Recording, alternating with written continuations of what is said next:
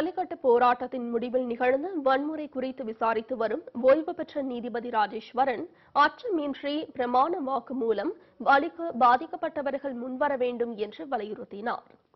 ஜல்லிக்கட்டுக்கு ஆதரவாக மாணவர்கள் நடத்திய போராட்டத்தின் முடிவில் வன்முறை வெடித்தது. ஜல்லிக்கட்டு போராட்டத்தை கலைக்க போலீசார் மாணவர்கள் மீது தடியடி நடத்தினார்கள். இதனைத் தொடர்ந்து கல்வீச்சு, குடிசை, ஆட்டோ உள்ளிட்ட வாகனங்களுக்கு தீ வைப்பு என போலீசாரை வன்முறையில் ஈடுபட்டனர். இதுகுறித்து விசாரிக்க ஓய்வு பெற்ற நீதிபதி ராஜேஸ்வரன் நியமிக்கப்பட்டார். இந்த விசாரணை ஆணையம் ஜல்லிக்கட்டு போராட்டத்தின் முடிவில் நடைபெற்ற வன்முறைகள் குறித்து மதுரை, சேலம், கோவை உள்ளிட்ட வன்முறை நடைபெற்ற இடங்களுக்கு சென்று ஆணைய தலைவர் ராஜேஸ்வரன் ஆய்வு நடத்தி வந்தார்.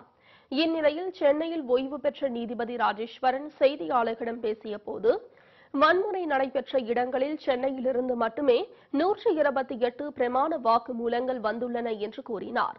மேலும் மற்ற மாவட்டங்களில் இருந்து யாரும் பிரமாண வாக்குமூலத்தை அனுப்பவில்லை என்றும் அவர் தெரிவித்துள்ளார்.